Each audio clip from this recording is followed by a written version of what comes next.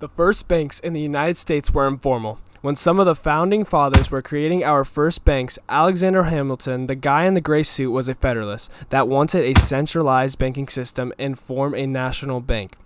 The man in the green shirt, Thomas Jefferson, was an anti-Federalist that wanted the states to establish banks so wealthy wouldn't gain control of everything. Okay, you want to fight? Let's go. 1, 2, 3. A national bank is a bank chartered or licensed by the federal government that would have the power to issue a national currency, manage the federal government funds, and monitor other banks throughout the country. Hamilton is the one that proposed this idea. Later, in 1791, Congress made the Bank of the United States, giving it a 20-year charter to start. The government issued banknotes that were backed by gold and silver, and it succeeded in bringing stability to the bank, but the anti-Feds deemed it unconstitutional. In 1804, Alexander Hamilton had a famous duel with Vice President Aaron Burr. We will show you the exact footage of the duel from 1804. I don't want his blood on my jacket. Take my jacket. Matter of fact, take my shirt too.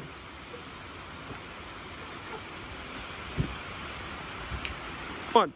5 steps and we shoot, okay? Okay. 1, 2. Hey!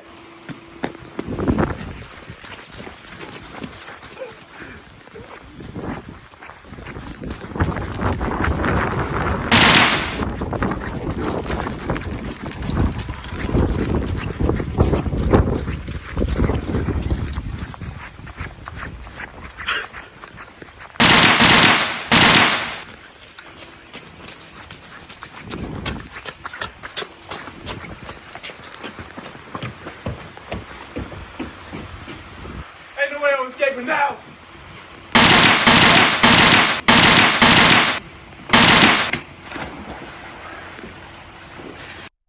The bank functioned until 1811 until the charter ran out. You know what? Let's just have a bank robbery movie play in the background as we talk about these banks.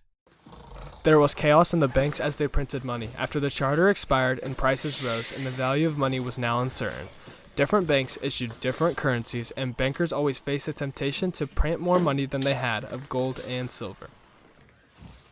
Hey, boy! What are you doing, boy? You're back here with my money! Get out here. The Second Bank of the United States was chartered in 1816. It had a 20-year charter. Nicholas Biddle was the president of the Second Bank, and he restored stability. State banks would illegally give out banknotes, and he caught them committing fraud. In 1819, the bank was deemed constitutional. Even though this was the case, President Andrew Jackson rivaled the bank. In 1832, he vetoed its renewal. Lastly, we had the free banking era, also known as the Wildcat era. State-chartered banks tripled and problems arose. Wildcat banks are banks that are located in remote areas.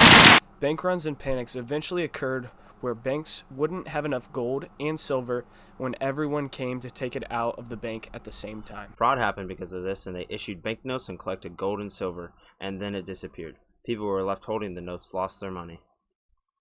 Because of all of this, there were many different currencies, and banks and businesses created their own.